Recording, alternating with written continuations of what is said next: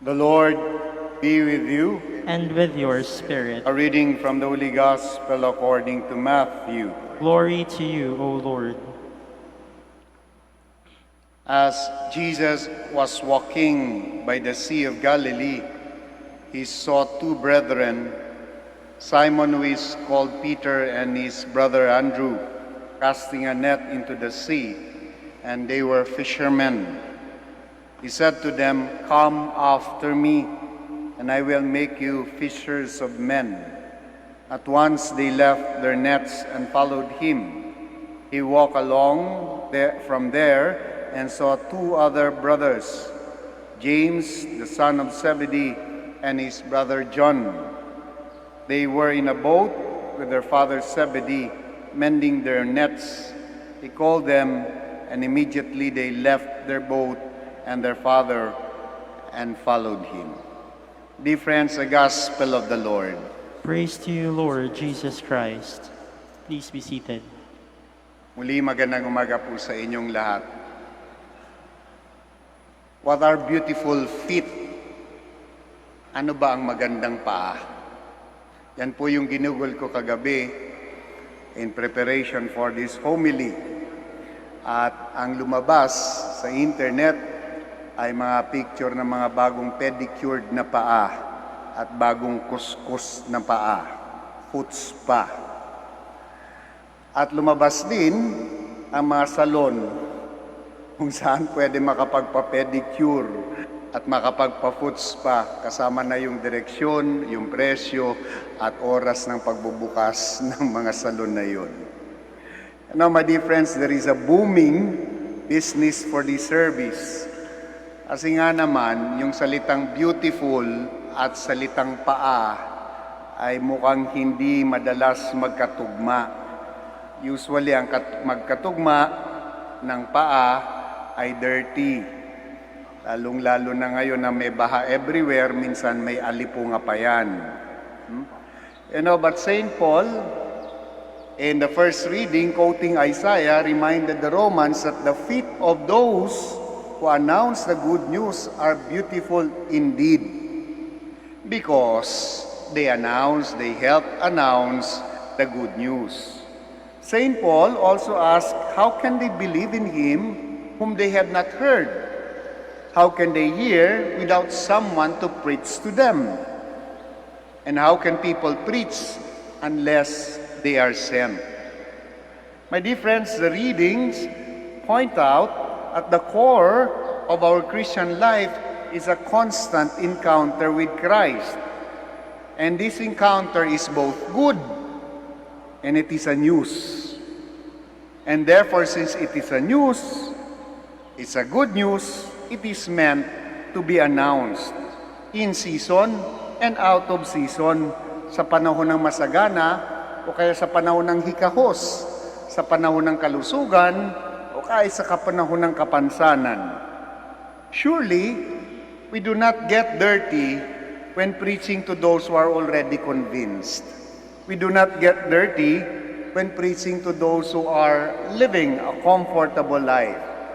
The dirt in the feet of a preacher indicates to whom the gospel must be primarily preached or focused.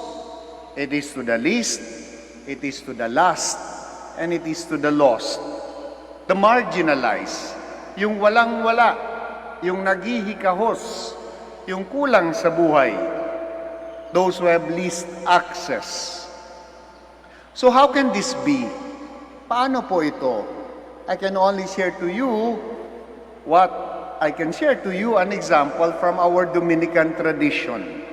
Halimbawa na lang, the Dominican theologian Gustavo Gutierrez urges us to be a follower of Christ in solidarity, sa pakikiisa doon sa mga walang-wala, sa mga marginalized. Ang ating Santo Papa, si Pope Francis, has a more graphic instruction. The smell of the shepherd should not be very far from the smell of the sheep. Ibig sabihin, yung smell daw ng mga pastors ay dapat maging kaamoy yung smell ng mga pinapastulan nila. My dear friends, in other words, the marginalized must be front and center of our concern, of our preaching, of our practice, of our activity. And this should not only be lip service. It has to go beyond posturing. It has to go beyond planning. Plano lang ng plano, wala namang kinahihinatnan yung plano.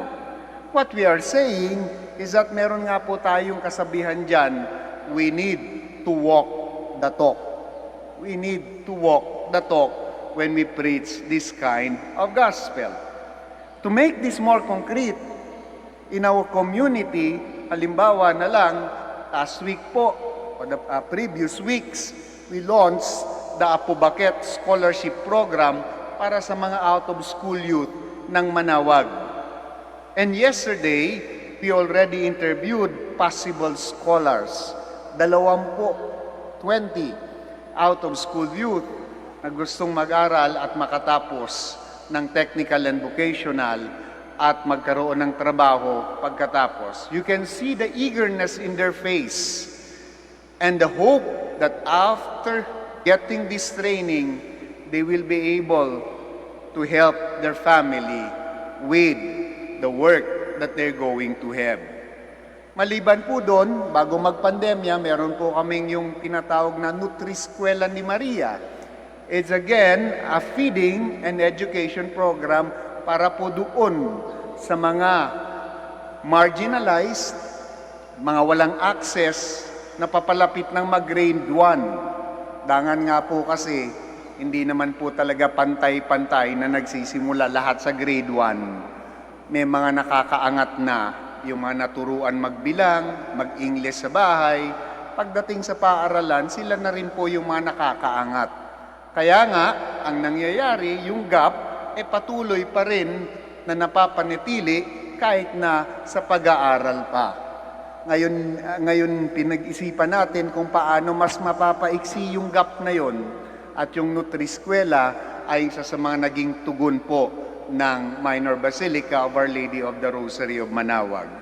At nagiging posible lang po yun sa inyong suporta. We continue to develop programs that are sustainable because the bringing of the good news is not a one and done deal. Pagkatapos magpakain, tapos na, okay ka na, nagawa mo na. But it is not like that. Our encounter with the gospel must always be an inspiration to continue engaging the marginalized, the least, the lost, and the lost. Today, my dear friends, we also celebrate the feast of Saint Andrew the Apostle. What were notable in the life of Andrew? Dalawa lang po ang babanggitin ko rito. First, siya po yung in the miracle of the multiplication of the loaves. Kung natatandaan niyo pa po, siya po yung nakahanap nung bata and pointed out to the Lord, may bata rito na merong 5 tinapay at merong 2 isda.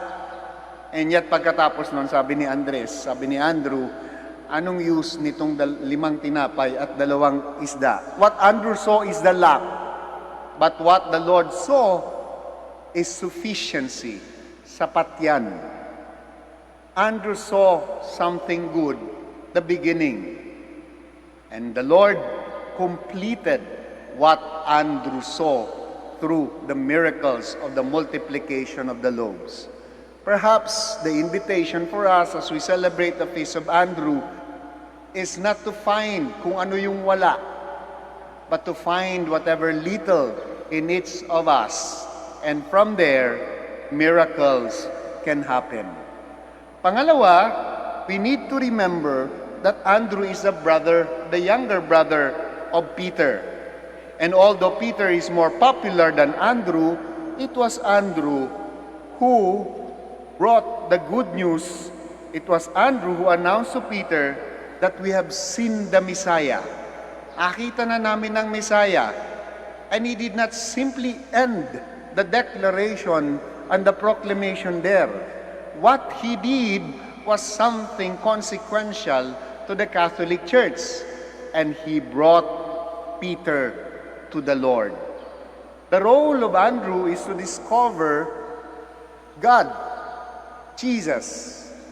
But it doesn't end there. The role of Andrew is to bring people to God.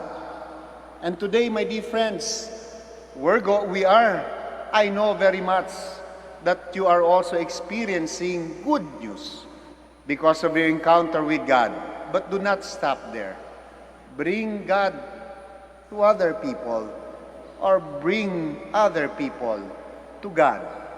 That is what is meant to be by our preaching. Dear friends, as we go through the discipline of Lent, we will be seeking the Messiah. Hopefully, when we encounter Him, like Andrew, who became a messenger of good news to our neighbors, to the people he encountered during his time, we too, upon encountering God, will also bring the good news to those who are having difficulty finding God in our times, to those who are finding difficulty to believe in hope, to believe in faith, to believe in God, and who are finding difficulty to express their love to one another. And dear friends, I will not stop you from having your pedicure, from having your foot spa. You can go on with it. But also, I would like to remember another service by the church. It is not foot spa. It is a heart spa. Because as we continue with the discipline of Advent, we offer you a spa for the heart, the sacrament of reconciliation, the best way to prepare ourselves as we encounter God in our day-to-day lives.